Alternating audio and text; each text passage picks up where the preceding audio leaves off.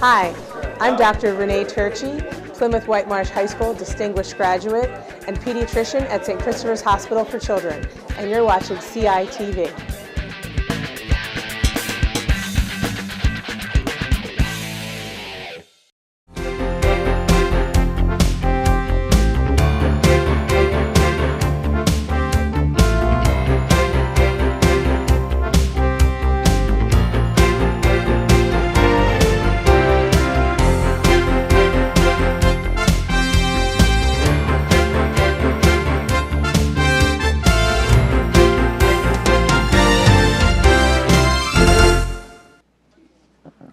I'd like to welcome everyone to this evening's meeting of the Colonial Board of School Directors and ask that everyone please rise to pledge allegiance to the flag. I pledge allegiance to the flag of the United States of America, to the republic for which it stands, one nation, under God, indivisible, with liberty and justice for all. I'd like to announce that the board met in executive session on October 2nd to discuss confidential personnel matters. That meeting lasted about 30 minutes. And again this evening for about an hour to discuss personnel action and hiring of several employees. And that concludes that. And Dr. Christian, we have recognition tonight. Yes, we do. Thank you very much. We have many students to recognize tonight, our National Merit Scholar semifinalists, National Merit Commended Scholars, and our AP Scholars. And I'd like to bring Dr. Jason Bacani to the podium so that we can recognize our stellar students. Thank you. Thank you for having me. Thank you, Dr. Christian, to the school board to be present this evening to share and highlight just some remarkable students and people and highly involved students. It's my pleasure to present some of Plymouth Whitemarsh High School seniors that are getting recognized for their outstanding academic achievements. This year, Plymouth Whitemarsh High School had more than 100 students, including 30 current seniors, many here this evening, recognized as advanced placement scholars by the College Board. Many class of 2017 graduates, also AP scholars, not here this evening, but I know two members of our school board were recognized as well. Molly Raimundo and Laurel Such is the one to recognize that. But 24 here today, which is remarkable on how busy their lives are, to have them here this evening to be recognized. We appreciate that. If I can have the students come to my right and line up. They were all assigned numbers because we had so many of them. So get in your areas. And we have 22 of our current seniors that are recognized as advanced placement scholars. It's pretty good. I learned from years past.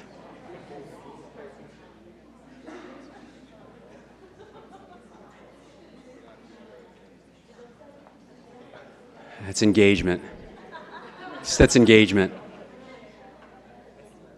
Fantastic. 22 of our current seniors, as I mentioned, were named AP Scholars. To be named an AP Scholar, a student must score a 3 or above on 3 or more exams. AP Scholars in the class of 2018 include, come on up, Joshua Berger,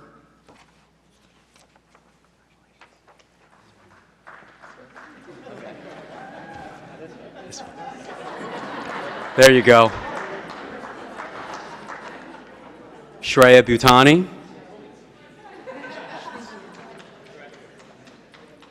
Molly Blum,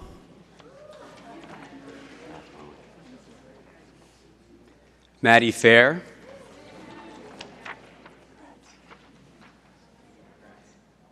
Stephen Fandozzi,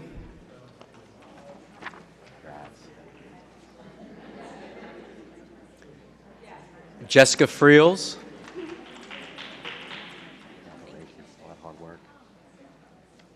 Alyssa Green,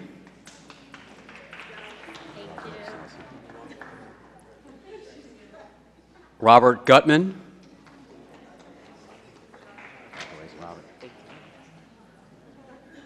Joshua Jaffe,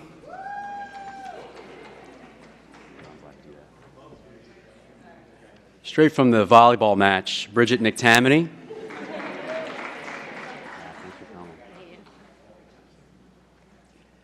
Brian Paul.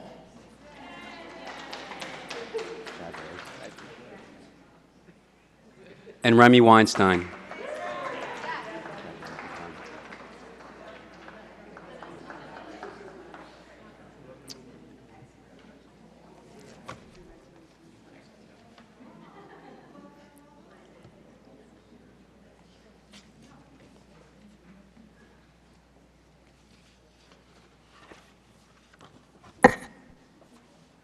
Give a big round of applause for our AP scholars.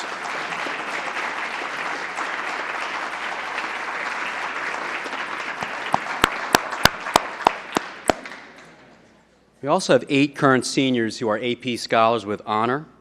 Scholars with honor must average at least a 3.25 on AP exams taken and 3 or above on 4 or more exams. AP scholars with honor in the class of 2018 include Brandon Cohen,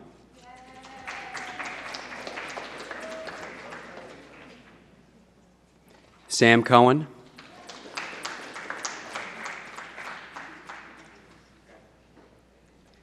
Megan Ely,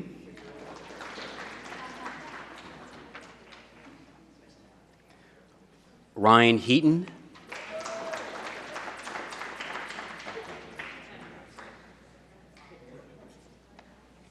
Eric Jordahl,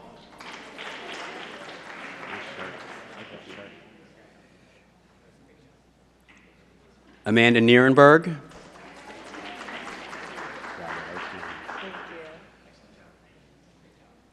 and Thomas Weinstein.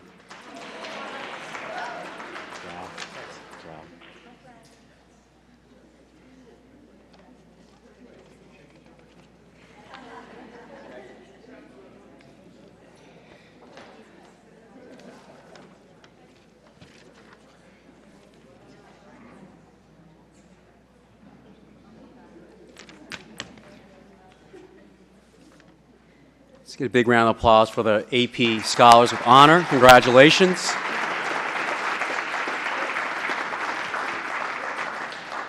I had to say, Amanda and Brandon didn't want to get recognized because they wanted to shake everyone's hand. So they get to do both. We have 7 members of the class of 2018 that have been named National Merit Commended Scholars. These students scored among the top 50,000, or 3.125%, of more than 1.6 million students nationwide who entered the 2018 competition by taking the 2016 PSAT National Merit Scholarship Qualifying Assessment. National Merit Commended Scholars include Zachary Fisher, and Zachary is also an AP Scholar. Congratulations. Savannah Goldstein. Savannah is also an AP Scholar. Congratulations.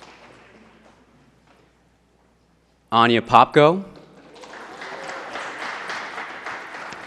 Anya is a National Merit and AP Scholar as well. Congratulations. Christopher Ward.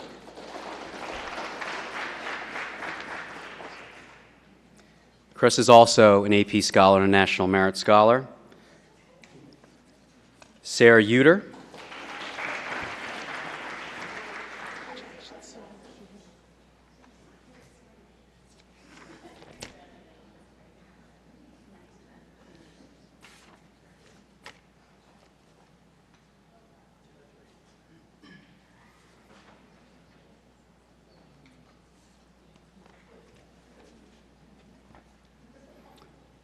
Okay, a big round of applause for our AP Scholars as well as our National Merit Commended Scholars. And finally, one member of the class of 2018 has been named a National Merit Scholar semifinalist. This student will be considered for some 7,500 National Merit Semifinalist Scholarship Award winners, worth more than $32 million, that will be offered next spring. National Merit Scholar semifinalists scored higher than less than 1% of the more than 1.6 million students nationwide who took the 2016 PSATs. Our National Merit Scholar semifinalist is Justin Hong.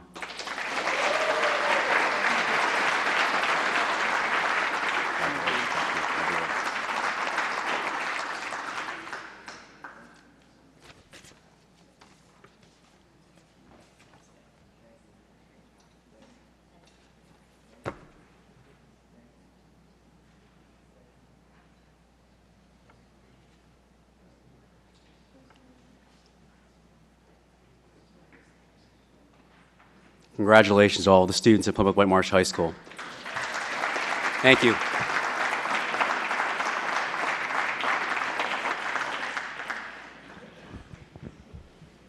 Dr. Bacani, I know that we have a riveting agenda tonight, but we also know that these students are outstanding students because of the studying that they do. So if we want to get some pictures out in the lobby, that would be fantastic.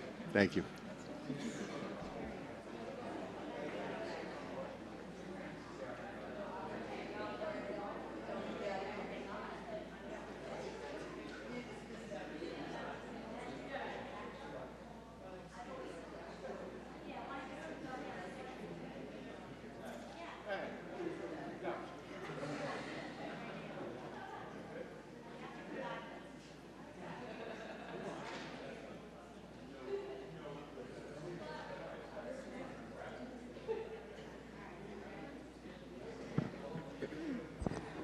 I'd like to ask for a motion for the approval of minutes of the Community Relations, Student Life, Safety and Wellness Committee meetings of September 18th, Enclosure 1, the General Session meeting of September 19th, Enclosure 2, and the Finance Committee meeting of October 2nd, Enclosure 3. Is there a second? Are there any questions or comments on the minutes? All in favor? Thank you. I'd like to ask for a motion to approve the financial reports. They include budget transfers, capital reserve fund, food service bills and cafeteria report, outstanding investment report, cash flow summary, comparison of taxes collected, real estate tax escrow report, trust fund, reconciliation of cash accounts, budgetary deficit status report, the bond report, and the Treasurer's Report of 2017, and those are enclosures 4 through 15. Is there a motion? Is there a second? Any questions on tonight's financial reports? All in favor? Did we get the, all in favor? Thank you. Now is the time where we reserve for public comments on tonight's items on tonight's agenda. If there's anyone in the public that would like to speak.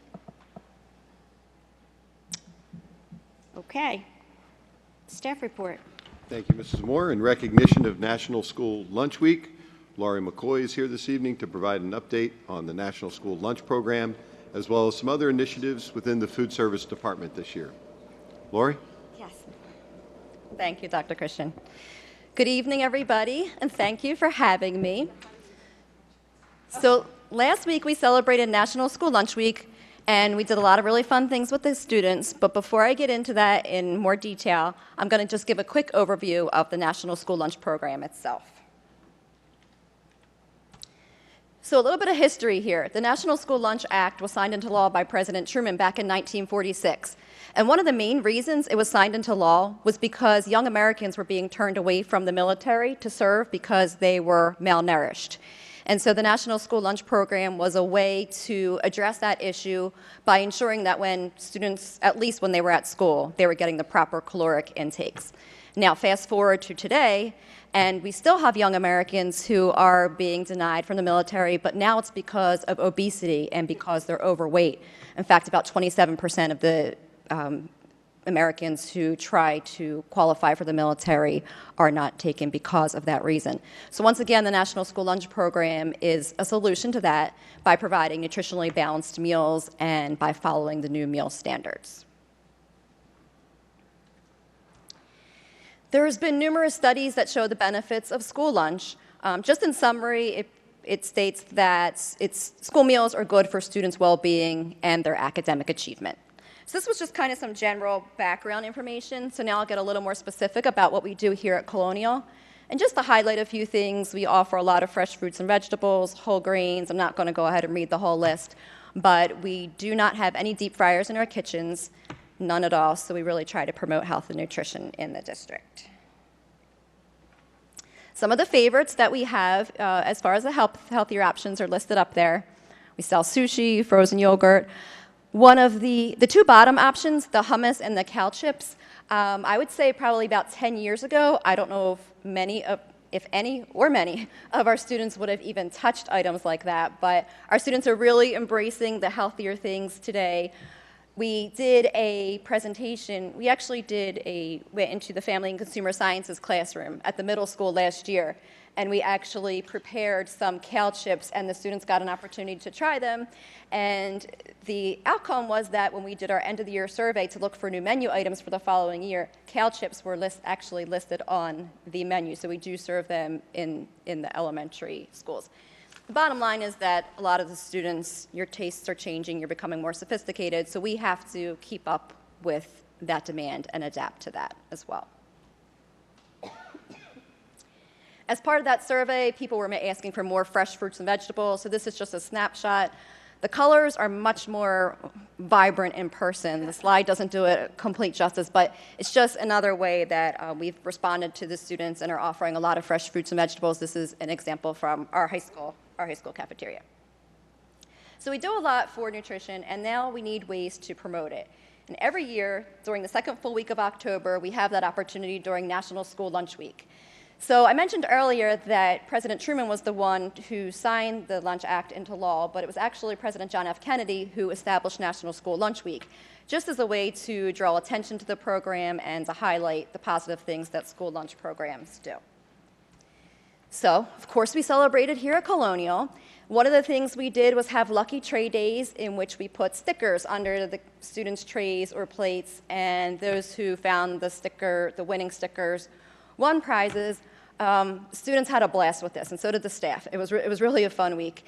The prizes on the bottom, you can see that we had some grand prizes offered, and two students at Colonial Elementary School, there was a boys' bike and a girls' bike, and we had two winners, so their parents are in that picture with them. And in the right, there was a student who won a Fitbit at the high school. So we tried to keep health in mind when we were choosing the incentives. So lots of fun. In addition, the students had a chance to try some new recipes, and we provided some special treats for them there. As a result, we did see meal increases for the week, and our participation increased anywhere between 1% and 5%, depending on the particular schools, which is great. However, that's only 1 week. And so now we want to focus on sustaining the meal increases, growing the meal participation. And it's really just not feasible to be able to provide bikes and Fitbits every week. But what we can do is continue with that fun and excitement that was generated in the cafeteria during the week. And one of the ways that we decided we were going to do this in the elementary schools is by the creation of a mascot. And you might ask why, and I'll tell you it's because it's effective. And kids really relate to mascots. Mascots have a unique way of connecting the kids to different products. I'm sure that you recognize most of these up here on the screen now. Unfortunately, a lot of the mascots today that relate to children are promoting some kind of unhealthier food option. So if you take the Kool-Aid Man, for example, he's this big, strong Kool-Aid guy who comes busting through the doors and the walls, and but he's promoting a sugary beverage. It's not very often that you see a cool, fun character that's promoting things like romaine lettuce or whole wheat bread. So we are going to be innovative here at Colonial School District and do just that. We're going to create a mascot that helps kids focus on healthier options in the cafeterias. So we took the opportunity during National School Lunch Week. We thought that was a great way to do this. And we came up with 8 mascots and allowed the students in the elementary levels to vote on their favorites. And here are our candidates. We had Perry Pear, Hip Banana, Barry Berry, Melanie, who was the little honeydew melon, Walter Melon, Stacy Strawberry Apple, and Tom Ito. We had 1,314 total votes, And again, this is something the kids had a lot of fun with. And the winner is Walter Mellon. Walter Mellon won with 355 votes. Hip Banana came in a strong second with 321 votes.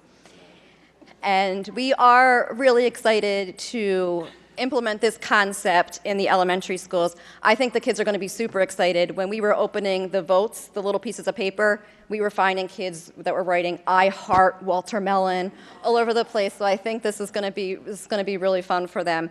And we hope through the idea of having a mascot that we'll be able to encourage more kids to participate in our program, encourage healthy eating, and ultimately help the students perform their best both academically and physically throughout the school day.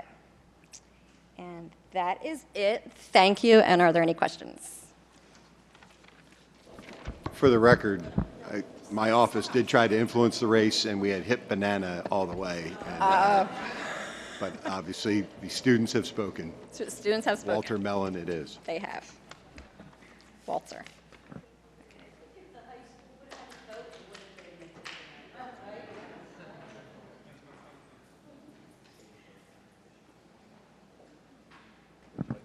Lori, thank you so much. That was a great presentation, and we really appreciate all that you do.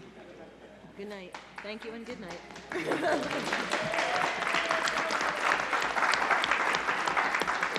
And ladies who came from food services, also, we know how hard you work and put a whole lot into this and really, really appreciate it. So thank you.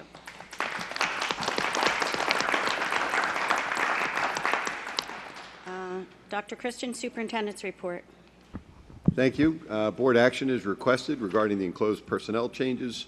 Appointments for promotion, employment, or transfer are subject to the presentation of valid credentials, employment verification, documentation, and state-mandated requirements. We also have an enclosure, that's enclosure 16. Enclosure 17 includes extra duty and extra pay positions. Is there a motion to approve the Superintendent's Report? Second? Second. Any questions for Dr. Christian? All in favor? Thank you. Board student representatives. There we go. So the construction at the front parking lot and the entrance is finally open. So, yep. So obviously traffic has gone down in the mornings, which is really nice for the students and teachers as well.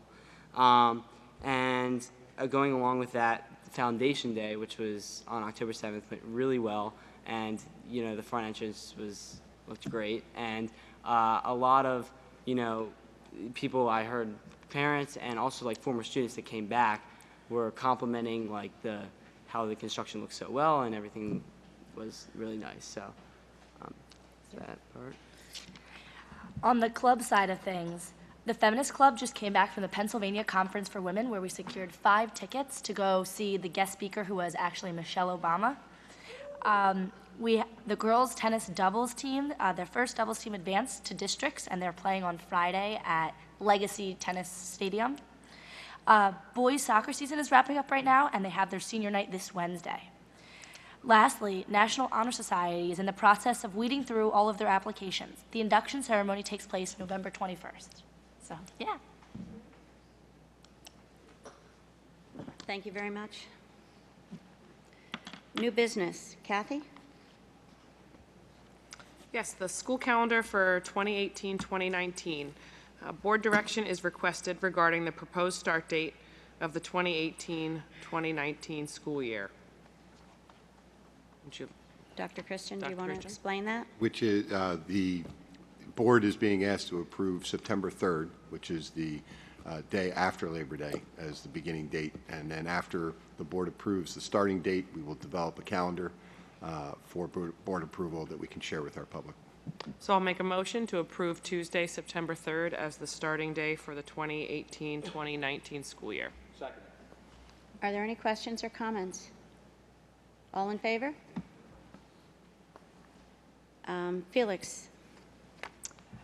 The 2018-2019 Act 1 Opt-Out Resolution. Trevor Jackson, a business administrator, recommends for the approval of the 2018-2019 Act 1 Opt-Out Resolution, indicating that Board of School Directors will not raise the current tax rate beyond the certified index based on Act 1 of 2006.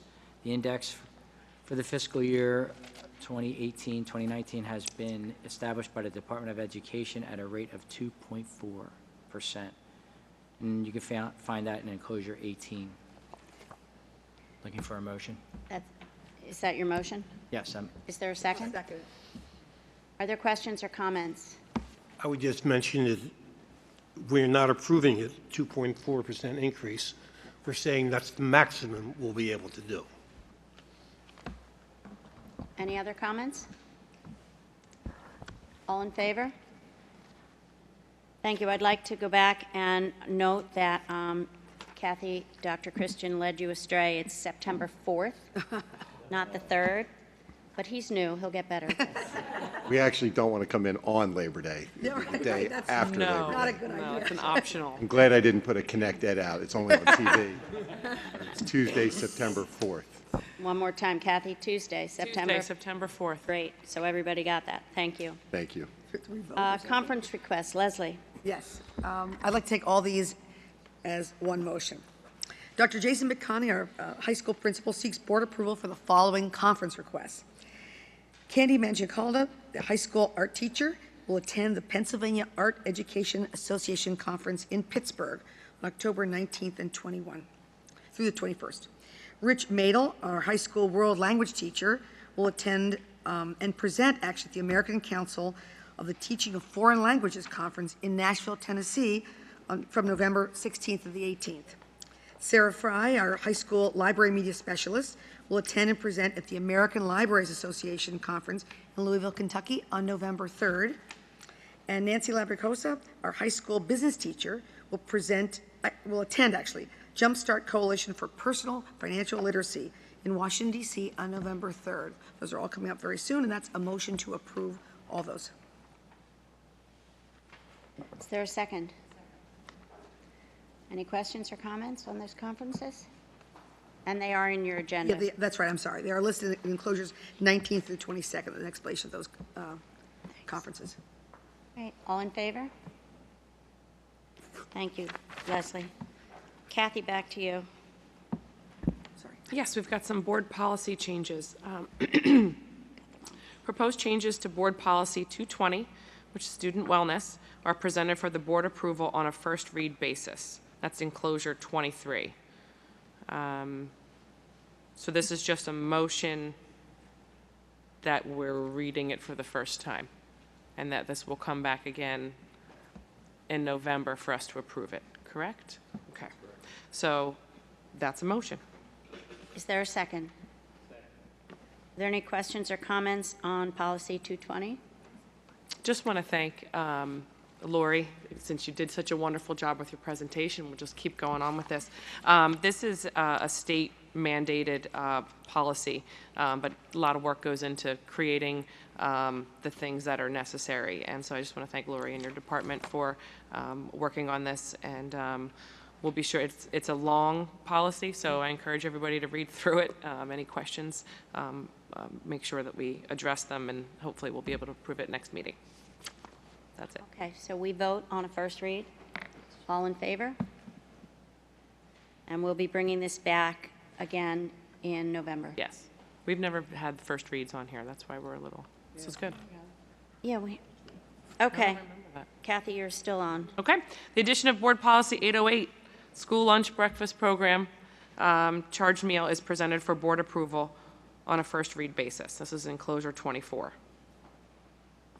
Is there a second for that motion? Second. Any questions or comments? I have a question. This is the one that we added text that said we're not going to let people go hungry? Right. That is correct. Thank you. We added the piece about secondary schools, right? Correct. Okay. Any other questions or comments? All in favor? Okay, thank you. Kathy, you want to continue? One more. If this is for an advertising agreement, the board approval is requested for an outdoor advertising agreement with John Kennedy Subaru, and that's in enclosure 25. Is there a second on this motion? Second. Comments or questions? All in favor? Thank you. And Felix? Contracted bus drivers approval. Kathy Ellis, Director of Transportation, requests approval of bus drivers employed by First Student and Philly Trans for the 2017-2018 school year. That's enclosure 26. Is there a second? Any questions? All in favor? Thank you. Administration recommends the approval of Ms. Colleen Techman, Benefits Manager, as Colonial School District Management Trustee on the Bucks and Montgomery County School Health Care Consortium, effective October 9th, 2017. Is there a second? Second. Questions? Comments? All in favor? Thank you. And Felix, finally? Motion to appoint Mark Deegan as Interim Board Treasurer, effective October 23rd, 2017. Second to that motion? Second. Questions or comments? All in favor? Great, thank you very much. Solicitor's report. No report. Committee reports. Leslie, Intermediate Unit? Yes, I have a brief one, yes. Our Board of Directors of the Montgomery County Intermediate Unit met on September 27, 2017. At that time, we approved a resolution to authorize a refinancing of our 2012 bond series, if and when the savings realized are at least $300,000. And we're looking forward to having that happen before the end of the year. That $10 million bond series was utilized to renovate the new building that we purchased on 2 West Lafayette in Norristown. We purchased that building for $6.4 million, which was a real bargain. It's a gorgeous building. We've been in it. It's really accessible to and usable by many teacher groups for professional development. So it's a wonderful asset we have for the IU. Also, the Colonial School District has entered into an agreement with the MCIU to provide professional development on Google Suite for Education and has expanded behavioral support services from the IU for 2 days a week. We used to have 1 day a week. And that's in the amount of $18,600. I'm sorry, $360, I beg your pardon. And finally, the MCIU continues to expand pre-K counts programs by adding 2 new classrooms in Hatfield and Pottsgrove. Additionally, we have opened an early intervention classroom in Pottstown and new grades 3 to 5 intensive behavioral support classroom at our Early Learning Academy, which used to be our old building, and that's in Norristown on West Main Street. So the MCIU continues to strive to reach and educate our neediest children in our county. And that concludes my report. Thank you. No report. And no report. Finance. Felix? Summarize our meeting that was held on October 2nd, 2017. We went through, well, Mr. Jackson provided a preliminary unaudited update to the 2016-2017 budget, and he explained that the auditors are currently working through the 2016-27 financials and that their report would be produced relatively soon, and that our current surplus from last year's budget was in the amount of $22,000, which is very close to a neutral budget. We also discussed and came to a conclusion not to exceed the Act 1 index of 2.4% for tax increase next year. And also I wanted to recognize Trevor for this being his last meeting. He will be moving on, starting a new chapter, and it was a pleasure working with him. Under his leadership, we had reduced delinquent taxes, we have a healthy fund balance, and we achieved a AAA rating by Moody's. All very commendable and very exciting stuff while you were here. We have big shoes to fill, literally and figuratively. You're like 6'6", you know, so. But we wish you the best of luck in your new endeavors, and wish the best. Thank you.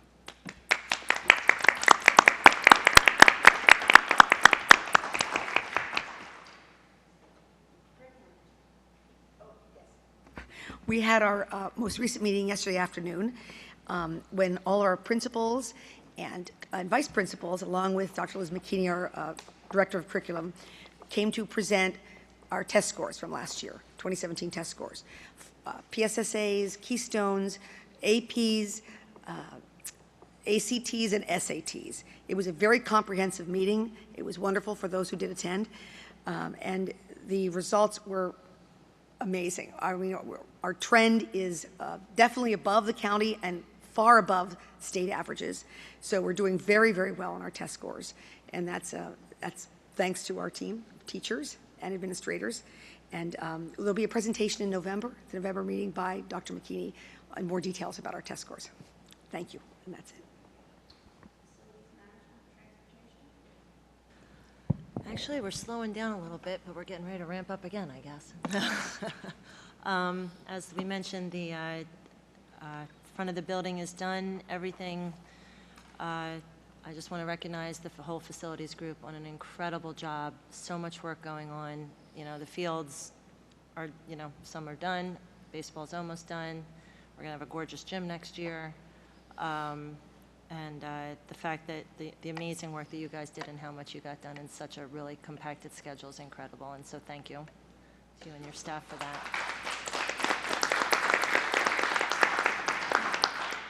And it's a beautiful new building.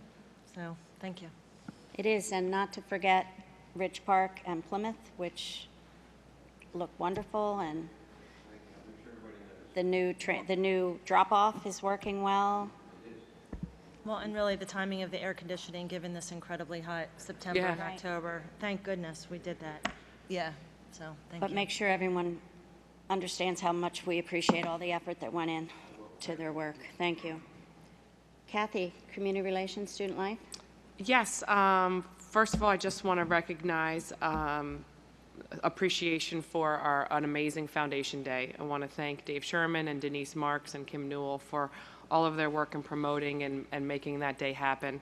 We had a tremendous amount of volunteers who helped with it, not only members of the Colonial School District Education Foundation group, are they called I think they're called a board. But we also had students who were helping with the tours and everything. So I just want to thank everybody for their work in getting that day planned and executed. Rave reviews, people really had a good time, and thank you for your report on that as well. On October 25th, we're going to be having our Colonial Coffee Hour in this room. We'll have Starbucks coffee over there and some muffins and treats. Come for the coffee, stay for the information. We're going to have some wonderful presentations from students throughout the district, and we'll have administrators here, school board members, and so for you to talk to afterwards and network and mingle as well. And our next community relations, student life, safety and wellness meeting is on October 13th. November 13th, wrong month. Woo! November 13th. So please put that on your calendars to attend. That will be at 5:30. And then can I just jump right to the legislative? I just want to make Yes. one comment first, which is just to remind people that community coffee hour, is that what it's called? Is on a Wednesday, not a Tuesday, and every other month it's been a Tuesday. So just so people don't just look at the event and assume it's on a Tuesday. At 9:30, yes. 9:30 Wednesday morning, the what date? October 25th. 25th. Thank you. Now you can jump. Okay, great. There's a lot going on with the budget. We don't need to go into that because it's just it's the same conversation, different day. November 7th are local elections. All the schools will be closed. Please get out there and exercise your right to vote. There will also be yes. There is a ballot question. All the schools, only some. Nope, all of the schools are closed. Yes, all of the schools are closed because some of the schools are polling places, but yes. Yes. And there's a ballot question on the ballot this year about a constitutional amendment. And I just want to encourage, it's on property taxes. I want to encourage everybody to educate yourselves on the issue. I'm going to ask Mr. Sherman just to make sure that we have, don't worry, Mr. Sherman, that we have a little bit of information on our website with information about it, because it is sometimes when you go into the, go in there to vote and they have the question on there, you wish you had done some more research in advance. So I'm going to ask Mr. Sherman to put a little bit of information on our website so that you can make your educated vote, and that's all I got. And my understanding is that it's worded oddly? It is worded oddly. It's not intuitive. It is definitely not an You intuitive may think answer. it says one thing, but it doesn't, so please read the question very, very carefully. Not telling you how to vote, just read it carefully. Right. Okay. Any municipal or community liaison reports? Any questions or comments from the floor of a general nature? All right, any other questions or comments from the administration or the board? Seeing none, the meeting is adjourned.